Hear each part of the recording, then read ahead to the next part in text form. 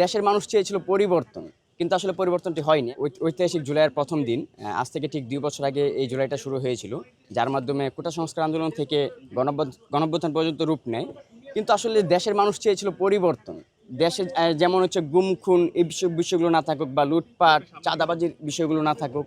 কিন্তু দিন শেষে মানে আমরা দেখতে পারলাম যে আসলে আমরা যেই কারণবশত জুলাই গণঅভ্যুত্থান ঘটিয়েছিলাম, আমাদের প্রায় ১৬২২ শহীদ হয়েছে, আমাদের প্রায় ২৪,০০০ ভাই পঙ্গুত্ব বরণ করেছে।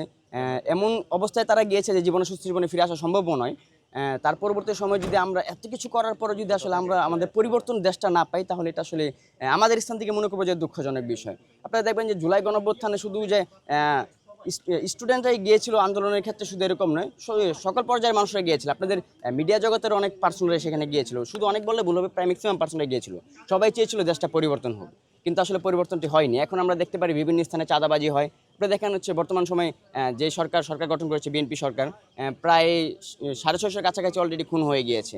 আমরা দেখতে পারি যে সংসদে হচ্ছে আমাদের মাননীয় স্বরাষ্ট্রমন্ত্রী মহোদয়, তিনি আসলে তার স্বরাষ্ট্র মন্ত্রণালয় ছেড়ে বিভিন্ন মন্ত্রণালয়ের বিষয়ে কথা বলে। তবে তার যে মন্ত্রণালয়ের যে দায়িত্বগুলো, সেগুলোর বিষয়ে আসলে তিনি একেবারেই সঠিকভাবে কাজ করতেছেন। আসলে দেখা যাচ্ছে যে এখনও বর্তমান সময়ে আইন শৃঙ্খলা বাহিনী মোটামুটি বলতে গেলে ব্যর্থই। যদি ব্যর্থ না হতো তাহলে প্রায় ৬৫০ মানুষ মার্ডার হওয়ার পরবর্তী সময় এখন পর্যন্ত কয়েকজন মানুষ গ্রেপ্তার হয়েছে, কয়েকজন মানুষের বিচার হয়েছে।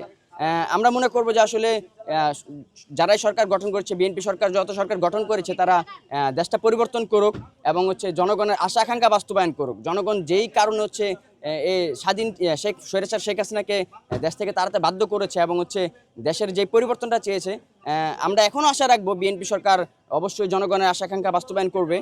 আমরা চাই যে ভারতের দালালি একেবারেই না করার জন্য, তবে ভারতের সাথে সম্পর্ক থাকতে হবে চোখে চোখ রেখে বন্ধুত্বের মতো।